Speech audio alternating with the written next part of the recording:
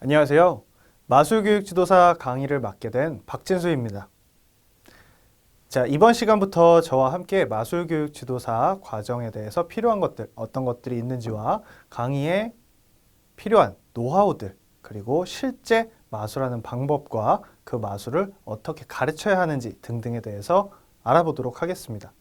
오늘은 첫 번째 강의로서 마술이 어떤 것인지에 대해서 먼저 알아보도록 하겠습니다.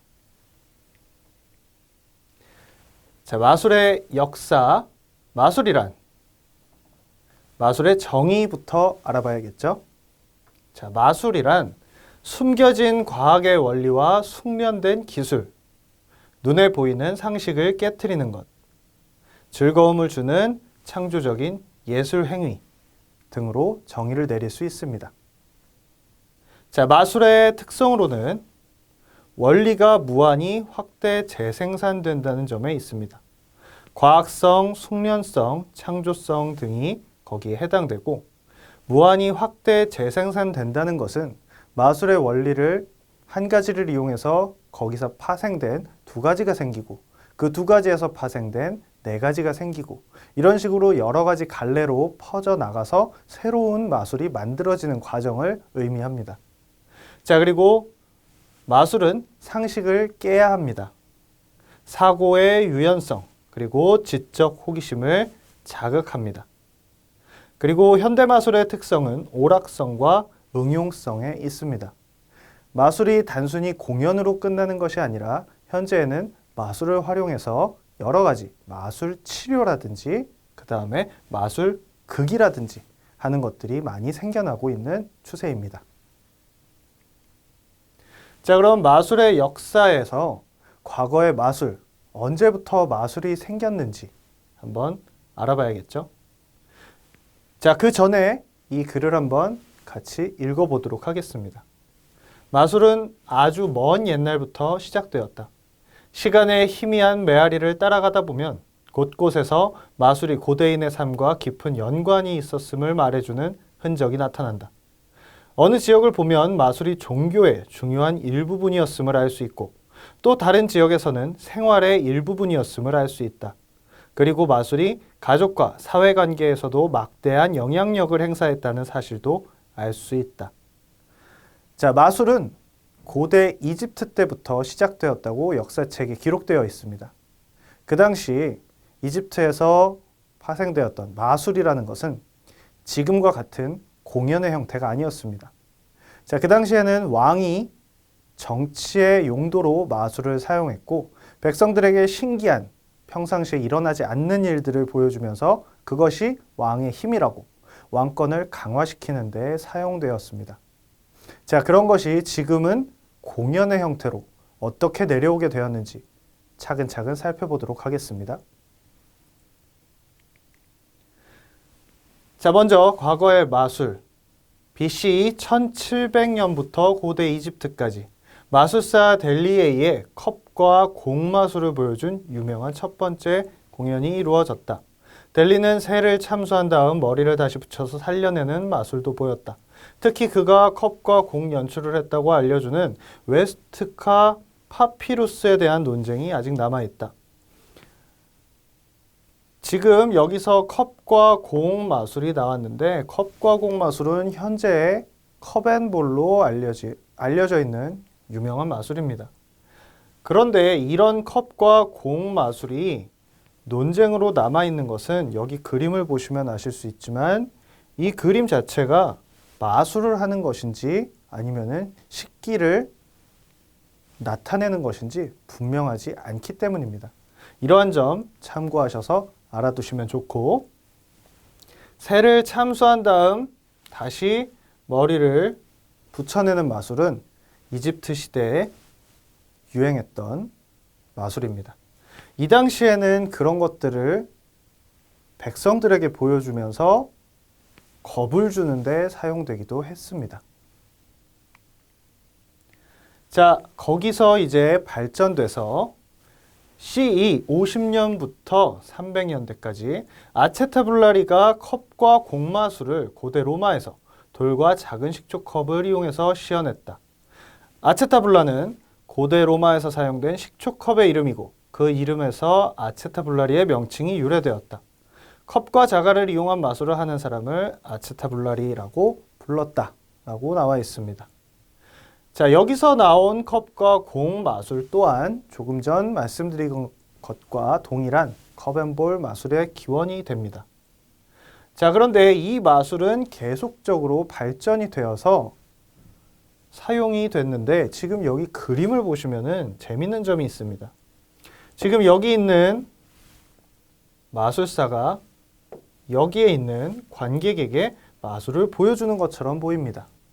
자, 하지만 대부분 이런 그림에서 마술사와 관객의 역할을 보고 있습니다. 하지만 실제 이 그림에서 정말 재밌는 점은 바로 이 부분입니다.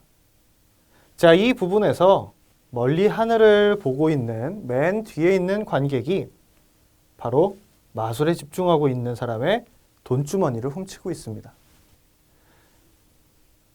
자, 마술사와 이 관객은 사실 한 편입니다.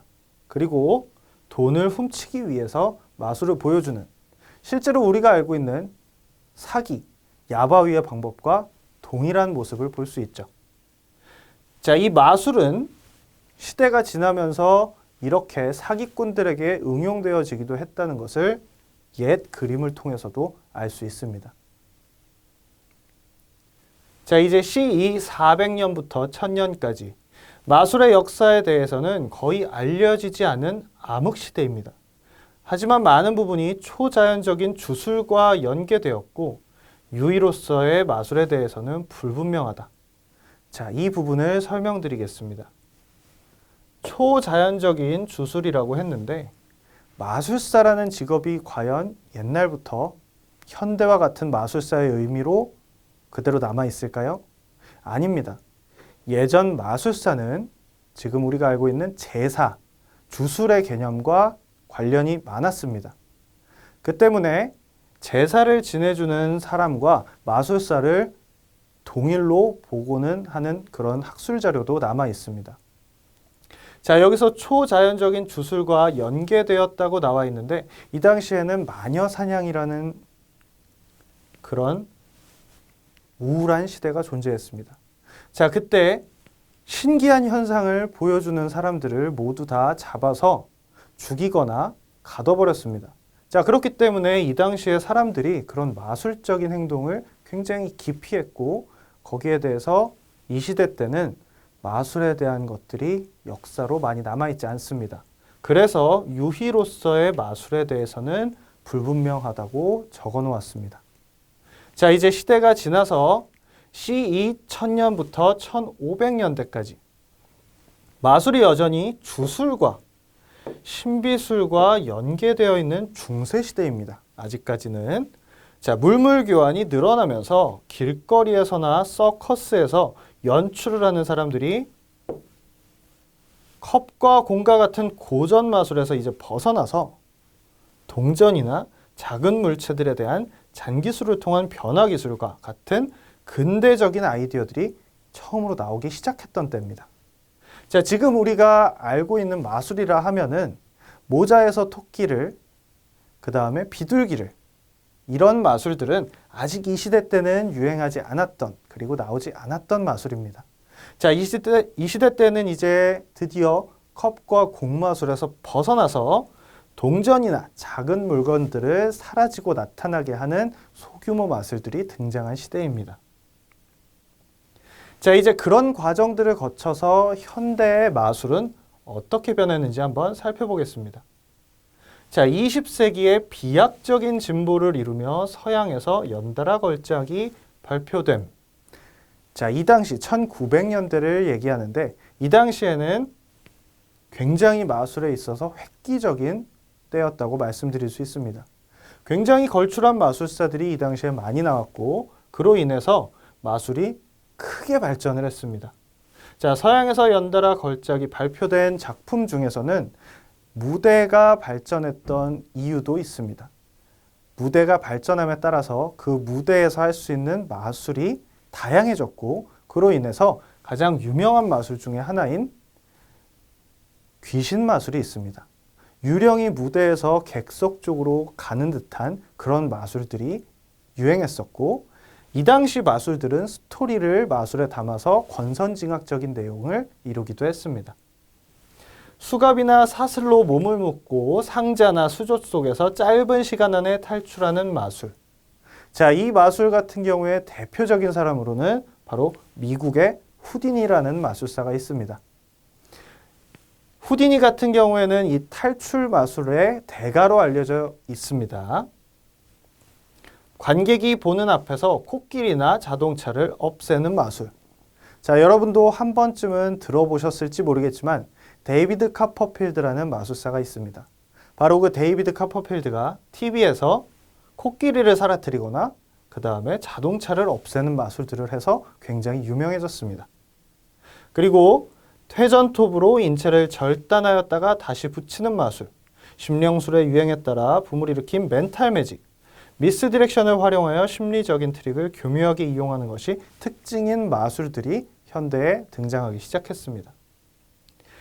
멘탈 매직 같은 경우에는 아마 여러분들 보신 적이 있을 겁니다. 나우 유심이라는 영화에서 보시면은 심리를 이용한 마술이 등장합니다. 거기에 나온 것들이 바로 이 멘탈 매직이 됩니다. 그리고 현대 마술과 고대 마술의 가장 큰 차이점은 바로 이 미스 디렉션입니다. 관객의 생각, 관심, 시선 등을 분산시켜서 마술을 완벽하게 만드는 데 도움을 줍니다. 추후 강의에서 이 미스 디렉션에 대해서 자세하게 다뤄볼 예정입니다. 자, 마술의 역사가 그럼 어떤 의미를 가지는지 한번 알아보겠습니다. 마술이 고대인들에게 종교, 약학, 물리학, 의학, 심령술 등 다양한 분야의 의미와 역할을 가졌으며 신기한 마술은 언제나 사람들을 매혹시켰습니다. 근대와 고대의 마술은 현대 마술과는 굉장히 큰 차이가 있습니다. 현대에는 더 이상 좋은 마술, 나쁜 마술을 구분하지 않으며 그것이 신에게 부여받은 초자연적인 능력이라고도 생각하지 않습니다. 단지 오랜 세월 동안 사랑받아온 가장 재미있는 오락의 하나로 평가받습니다. 자, 여기서 얘기하는 좋은 마술과 나쁜 마술은 우리가 아마 판타지 소설에서나 보던 백마술과 흑마술을 얘기하는 겁니다. 하지만 이런 것들이 우스갯소리나 농담이 아닌 것이 예전에는 종교, 약학, 물리학, 의학, 심령술 등 제사장들이 하는 역할을 대신해서 수행했기 때문에 그런 부분들에 의해서 백마술과 흑마술 같은 개념들을 마술의 하나로 받아들여져서 내려오고 있습니다. 자, 그럼 두 번째로는 마술의 종류에 대해서 살펴보도록 하겠습니다. 마술은 여러분들이 아시는 것처럼 그냥 모두 합쳐서 마술이라고 하기도 하지만 그 마술에서는 각각 나눠져 있는 종류들이 존재합니다. 자, 그럼 여러분들이 어떤 마술이 여러분들이 보셨던 마술인지 생각하면서 살펴보시면 도움이 될 것 같습니다. 자, 첫 번째는 매니퓰레이션이라는 마술의 종류입니다. 다른 마술 종류보다 손기술이 많이 들어가는 종목이다. 카드, 공, 딤블, 숟가락이나 부채 및 우산 등을 생각 이상 많이 나오게 한다든지 현란한 손기술의 기교를 부리는 형식이다. 이야기의 형식을 넣기에는 많은 어려움이 따른다. 자, 여러분들 TV에서 이은결 마술사라고 들어보신 적 있나요? 그 이은결 마술사가 국제대회에서 수상을 했던 바로 그 분야가 이 매니퓰레이션 분야였습니다. 매니퓰레이션은 카드를 손에서 빠르게 꺼낸다든지 숟가락을 순식간에 여러 개로 늘린다든지 그 다음에 부채 및 우산을 계속 꺼낸다든지 하는 빠른 손기술을 요하는 마술의 한 종류입니다. 그렇기 때문에 빠른 손기술을 사용해서 이야기를 넣기에는 많은 무리가 있습니다. 자, 두 번째는 제너럴 매직입니다.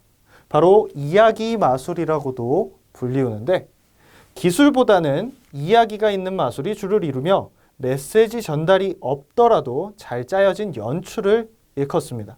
콘셉트가 중요한 장르이며 확실한 자신만의 색이 있어야 호응을 받을 수 있습니다. 음악가, 꿈, 화가, 어린 시절 등의 연출과 일상적인 생활을 담는 연출 등 그 폭이 넓습니다. 자, 제너럴 매직 같은 경우에는 이야기 마술로서 무대에서 이야기를 통해서 마술을 전달하는 역할을 합니다. 지금 여기 보면 음악가, 꿈, 화가, 어린 시절 등의 그런 연출이라고 했는데 음악가를 예를 들면은 음악에 관련된 드럼을 갑자기 꺼낸다든지 아니면 기타가 순식간에 생긴다든지 하는 음악가에 관한 컨셉으로 마술을 진행하거나 본인이 어렸을 때 가졌던 꿈에 대해서 마치 관객들에게 이야기를 하듯이 설명하는 그런 마술이 되겠습니다. 물론 무대에서 진행하는 거기 때문에 대사가 있거나 하진 않습니다. 행동과 마술만으로 스토리를 전달하는 데 큰 의의가 있다고 생각됩니다. 자, 세 번째는 마이크로입니다. 초근접 마술을 말하며 대상 인원은 4명 이내이다. 보이지 않는 실등을 이용하여 지폐를 띄우거나 카드가 스스로 움직이게 하는 등 진귀한 장면이 연출되는 장면을 볼 수 있다. 이 종목의 특징은 가까워도 트릭을 알아챌 수 없다는 것이 큰 매력이라 볼 수 있다. 자, 마이크로 매직 같은 경우에는 굉장히 가까운 거리에서 진행되기 때문에 많은 사람들에게 보여주는 데는 한계가 있습니다. 여기서도 설명이 나와 있지만 4명 이내의 사람들에게 보여준다고 합니다. 자, 4명 이내의 사람들에게 보여주려면 굉장히 가까운 거리에서 관객들마저 가까운 거리를 유지해야 됩니다. 그렇기 때문에 많은 사람들에게 보여줄 수 없고 멀리 있는 사람들에게 보여주기가 힘듭니다. 자, 이 마이크로 매직의 장점은 굉장히 가까운 상태에서 보지만 트릭을 알아챌 수 없다는 데 있습니다. 그래서 마이크로 매직이 굉장히 큰 매력을 끌기도 했습니다. 그리고 이러한 마이크로 매직의 큰 인기에 힘입어 클로즈업 매직이 등장했습니다. 10명 이내의 사람들에게 카드나 동전 따위의 작은 물건으로 가까운 거리에서 보여주는 근거리 마술이다. 보통 테이블이 있는 장소, 예를 들면 테이블이 있는 바 혹은 레스토랑에서 보여주는 마술의 한 종류이다. 자, 마이크로와는 조금 차이가 있게 인원이 늘어났습니다. 자, 마이크로는 너무 가까운 곳에서 보여주기 때문에 관객 수의 제한이 있을 수밖에 없습니다. 그렇기 때문에 조금 더 보고 싶은 관객들을 위해서 이런 클로즈업 매직이 등장을 했고, 클로즈업 매직이 아무래도 테이블에서 보여주는데 초점이 맞춰져 있다 보니 그 마술은 바나 레스토랑 등에서 이루어지기가 매우 좋습니다. 자, 5번째는 팔러 매직이라고 불립니다. 자, 이 팔러 매직 같은 경우에는 국내에서는 찾아보기가 예전에 힘들었습니다. 그 이유는 서양과 동양의 집 구조 차이에서 오는 문제인데, 동양 같은 경우에는 이러한 개인주택의 응접실이 딸려있지 않았기 때문에 이런 문화가 없었습니다. 자, 그럼 팔러 마술은 어떤 건지 한번 보도록 하겠습니다. 개인주택의 응접실을 뜻하며 이와 같이 응접실에서 사람들과 이야기하며 공연하는 형태를 바로 팔러 매직이라고 합니다. 마술의 특징으로는 관객이 360도로 둘러싸고 있어도 진행을 할 수 있으며 보여지는 각도에 민감한 현란한 손기술을 요구하는 마술보다는 관객이 보는 각도와 상관없는 링이나 로프 같은 트릭 노출이 안 되는 마술이 주를 이룹니다. 또한 관객과 같이 소통, 대화를 하며 진행을 합니다. 자, 마이크로 매직이나 클로즈업, 팔러 모두 다 관객과 직접 소통을 하며 마술을 진행을 합니다. 하지만 팔러 마술회 같은 경우에는 마이크로나 클로즈업과는 다르게 굉장히 넓은 범위의 사람들에게 마술을 보여줄 수 있습니다. 이 마술은 미국의 또는 서양의 파티 문화에서 온 것이며 그러한 장소에서 마술을 보여주기 위해서 이러한 분야가 발달됐다고 볼 수 있습니다. 자, 6번째, 스테이지 일루전. 일루전은 환상이라는 뜻처럼 일반적으로 마술이 표현되어지는 것 중 실현이 불가능해 보이는 인체 절단, 공중부양, 사람이 호랑이로 바뀌는 등 기묘하고 놀라운 현상을 큰 무대에서 표현하는 것을 스테이지 일루전이라 합니다.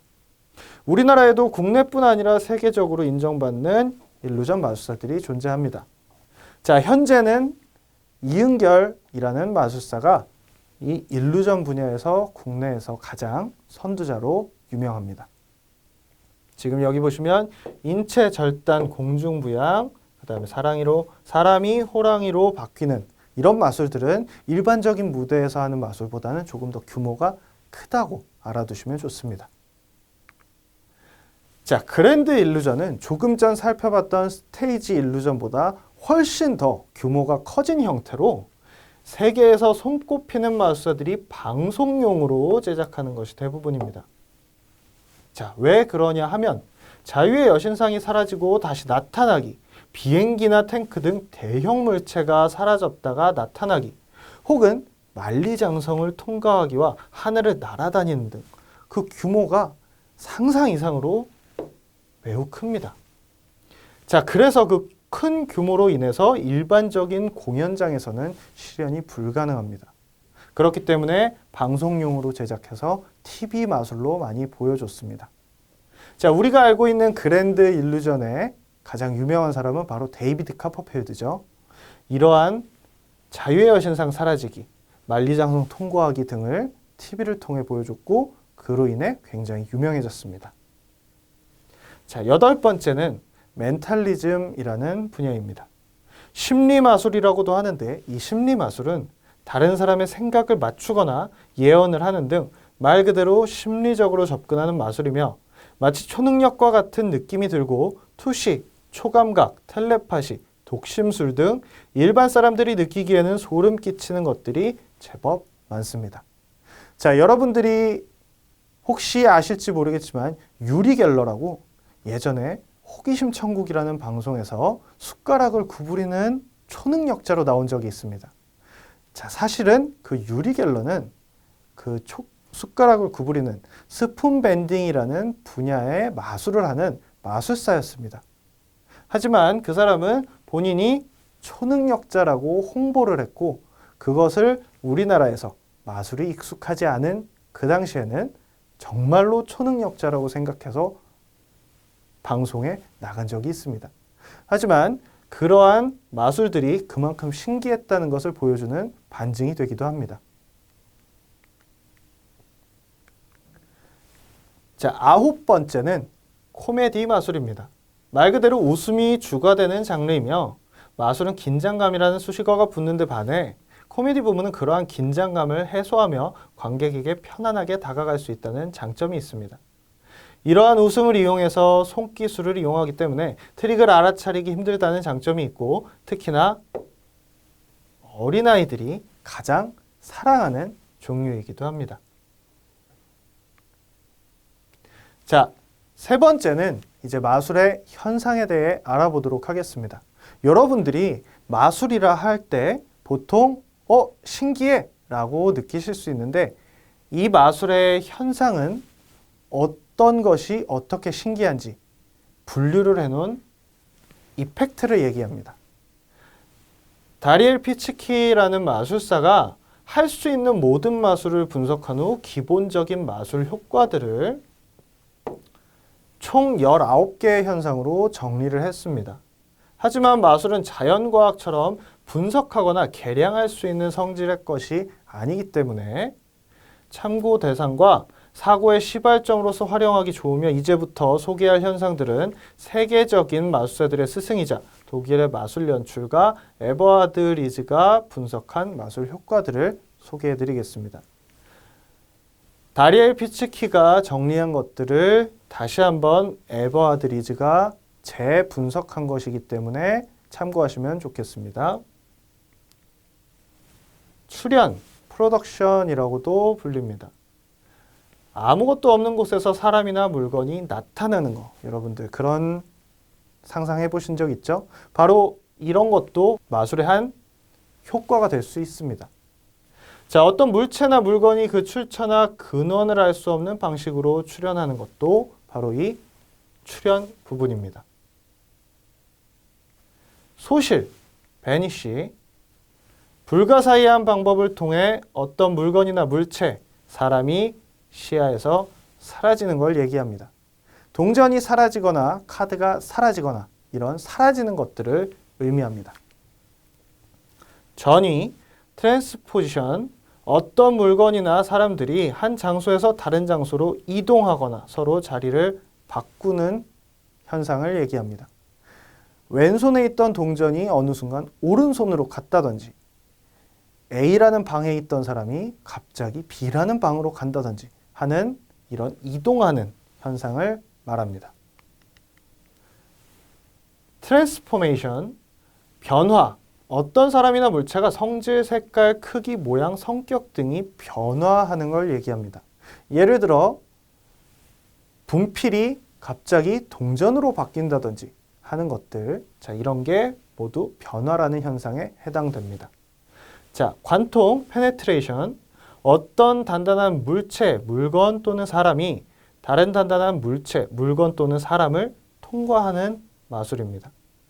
작게는 동전을 뚫는 담배 마술부터 크게는 사람을 통과하는 마술사, 이런 무대 마술까지 이러한 모든 현상을 관통의 범위 내에서 설명하고 있습니다. 복구, 리스토레이션, 어떤 물체의 전체 또는 일부가 파괴당한 후 원래의 상태로 되돌려진다. 예를 들면 4조각으로 찢은 카드가 다시 원래대로 붙는 그런 마술들을 바로 이런 복구 현상으로 정리했습니다. 생명력 불어넣기, 애니메이션이라고도 하는데 생명력이 없는, 생명이 없는 물체를 움직이게 합니다.